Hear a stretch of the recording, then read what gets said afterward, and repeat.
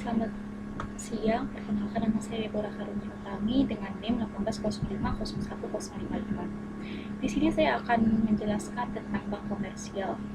Yang pertama kita mulai dari pendahuluan, yaitu bank adalah lembaga keuangan yang mampu memobilisasi dana atau mengumpulkan dan mengalokasikan dana dalam jumlah besar dan paling dominan dibandingkan lembaga keuangan lain.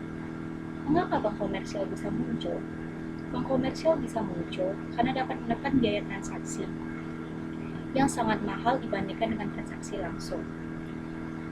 Seperti di beberapa negara maju seperti Amerika Serikat, Inggris, Jerman, Jepang, dan Kanada, sumber dana eksternal bagi perusahaan-perusahaan non-keuangan sebagian besar berasal dari pinjaman, dan pinjaman terbesar berasal dari pinjaman bank. Seperti di slide berikut ini kita dapat lihat menunjukkan pentingnya peranan bank dalam mendukung aktivitas bisnis dalam perekonomian. Selanjutnya, bank komersial sebagai lembaga perantara keuangan. Bagaimana bank komersial bisa menekan transaksi? Dalam transaksi keuangan ada risiko yang dihadapi oleh pemilik dana karena informasi asimetris. Yang pertama yaitu sebelum transaksi. Sebelum transaksi, peminjam tanda kutip jelek, peminjam dengan kredibilitas rendah atau memiliki kemampuan rendah untuk mengembalikan hutangnya, berpotensi melakukan pilihan merugikan dengan berperilaku seolah-olah peminjam bagus, supaya dapat memperoleh pinjaman. Yaitu setelah mereka memperoleh pinjaman, peminjam berpotensi melakukan bahaya moral memaksimumkan utilitas dirinya. Cara yang dilakukan antara lain dengan menginvestasikan dana peminjam ke investasi yang tidak sesuai dengan kontrak atau investasi yang memberikan tingkat pengembalian atau return yang tinggi, tetapi juga berisiko tinggi. Bagaimana mengurangi risiko tersebut? Yaitu yang pertama, risiko yang dihadapi bank karena adanya perilaku pilihan merugikan dan bahaya moral dari peminjam dapat ditekan, yaitu pertama, bank mampu menyewa tenaga ahli seperti auditor yang dapat membedakan peminjam bagus dan peminjam jelek yang melakukan pilihan merugikan. Selain itu, bank juga dapat melakukan pengawasan untuk menekan bahaya moral. Kedua cara tersebut dapat dilakukan dengan biaya yang semakin murah dengan semakin banyaknya transaksi. Dengan kata lain, bank mampu memproduksi dengan teknologi skala ekonomi karena semakin banyak transaksi akan semakin murah biayanya.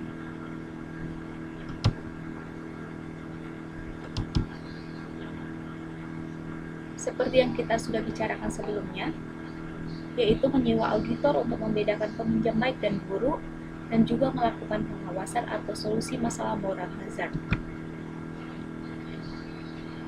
Di sini, sehingga banyak transaksi keuangan dilakukan bank, biaya menyewa auditor atau pengawasan berkurang, biaya transaksi keuangan menurun, biaya transaksi keuangan menjadi lebih murah bagi pemilik dana pinjaman dan peminjam, sehingga bunga pinjaman lebih rendah.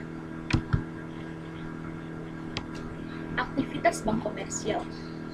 Bank komersial berfungsi mengumpulkan dana dari deposan dengan menerbitkan kewajiban dan mengalokasikannya ke pihak debitur. Di slide berikut kita dapat lihat neraca bank komersial.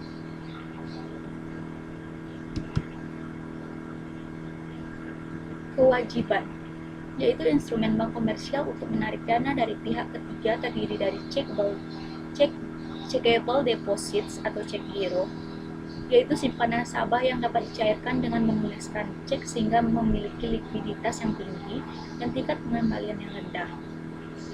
Yaitu ada contohnya demand deposit, negotiable order of withdrawals atau no accounts, dan money market deposit amounts atau EMDAS, yaitu merupakan sumber pendanaan yang cukup murah bagi bank.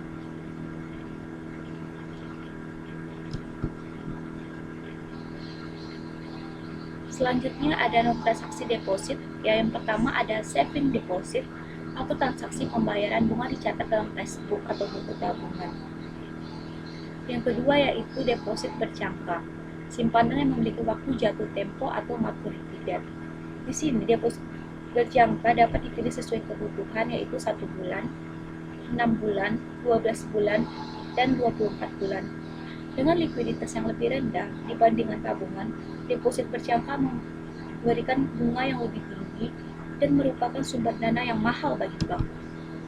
Selanjutnya ada borrowings, yaitu saat kekurangan dana, bank dapat mencari peminjam.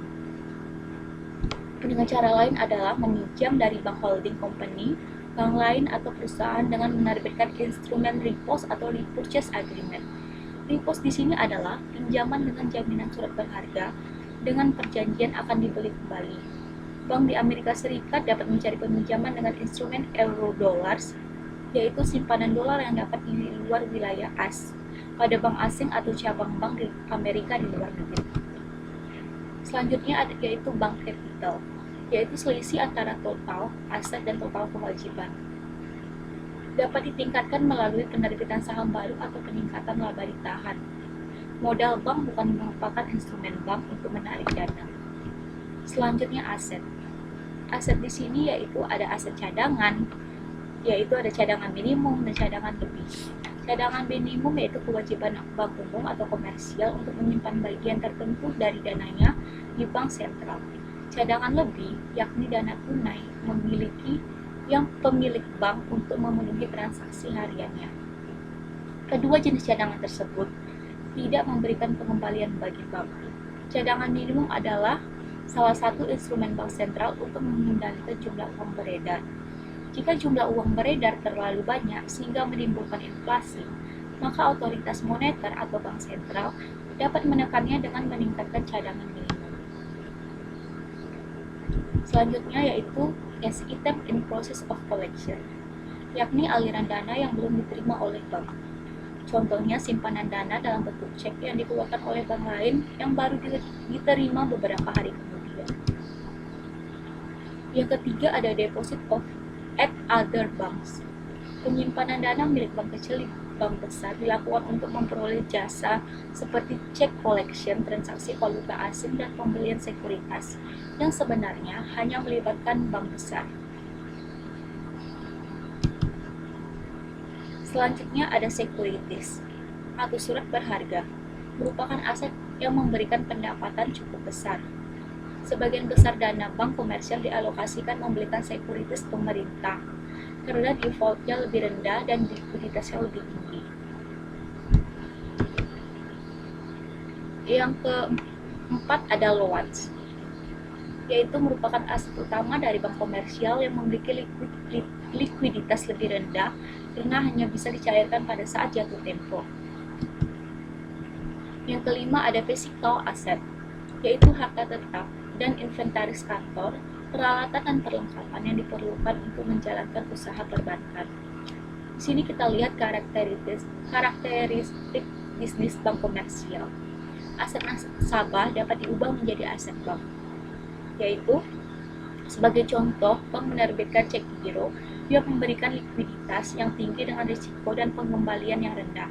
Kemudian mengalokasikan dana tersebut dengan memberikan pinjaman ke sektor bisnis yang memiliki likuiditas yang rendah dengan pengembalian dan risiko yang tinggi. Bisnis bank disebut aset transformation karena bisnis bank mengubah aset nasabah menjadi aset bank, seperti yang kita jelaskan tadi. Bisnis bank juga disebut borrowing short and learning loan, yaitu bank memperoleh keuntungan dengan peminjam dana jangka pendek dan mengalokasikan dana tersebut ke aset jangka panjang. Seperti yang sudah kita jelaskan tadi, yaitu peminjaman dana jangka pendek diubah menjadi aset jangka panjang, sehingga selisih bunga jangka panjang dan pendek menghasilkan spread atau menjadi keuntungan bank komersial. Ada tugas utama manajemen atau pengelolaan bank. Yang pertama yaitu manajemen kewajiban utama, manajemen kewajiban atau utang, yaitu pengelolaan kewajiban merupakan tugas manajer bank untuk memperoleh dana secara optimal. Sebelum tahun 1960, bank lebih menekankan manajemen aset untuk memperoleh keuntungan. Namun, sejak dikembangkannya pasar antar bank dan instrumen keuangan baru, pengelolaan atas kewajiban semakin penting. Selanjutnya ada yaitu manajemen aset. Yaitu pengelolaan aset adalah tugas manajer bank untuk mengalokasikan dana secara optimal. Memaksimumkan keuntungan dalam pengelolaan aset seperti mencari peminjam yang bersedia membayar bunga tinggi namun default rendah, membeli sekuritas dengan pengembalian tinggi dan resiko rendah, dan mengharapkan diversifikasi aset untuk menekankan risiko. Selanjutnya yaitu prinsip-prinsip pemberian pinjaman. Di sini ada melakukan penyaringan atau pengawasan, hubungan jangka panjang dengan pelanggan, komitmen pinjaman, jaminan, saldo kompensasi, dan penjatahan kredit. Yang ketiga ada manajemen likuiditas. Jadi tugas manajer di sini yaitu untuk memenuhi penarikan dana nasabah secara optimal, sehingga bank harus memiliki dana kas atau tunai yang cukup. Pilihan untuk memenuhi kewajiban membayar dana nasabah yaitu meminjam ke bank atau perusahaan lain, menjual sekuritas yang dimiliki, meminjam ke bank sentral, dan mengurangi pinjamannya dengan melakukan calling in loans. Sekian dari saya, selamat siang dan terima kasih.